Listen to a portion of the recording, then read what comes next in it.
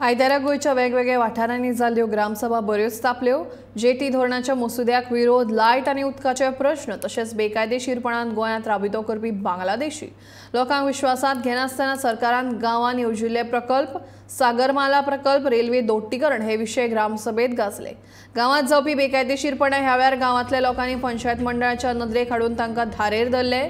मार्ना शिवोलेच्या ग्रामसभेत बेकायदेशीर बांदकामांचे विशय बरेच गाजले। तशेंच रस्ते कुशीक बेकायदेशीर गाडे कशे कितें उबारतात हो प्रश्न ह्या वेळार ह्या ग्रामसभेत बरोच गाजलो। ठाणेपारच्या कुर्टी वाठारांत हे आदी लोकांनी घाणेरे उदका प्रकल्पाक पुराय विरोध केल्लो, तरी लेगीत ह्या प्रकल्पाचें काम सुरूच आसा। हे ग्रामस्थांनी पंचायत मंडळाच्या नदरेक हाडून दिले। जाल्यार मायनिंग वेवसाय सुरू जावपाकूच जाय अशी मागणी करीत शिरगांव पंचायतीन हे विशीं थाराव घेतला।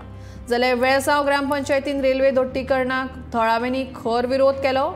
गोंयभरांतल्यो ह्यो ग्रामसभा पळयत जाल्यार गोंयचे गांव धगधगता अशें चित्र ह्या वेळार पळोवपाक मेळटा।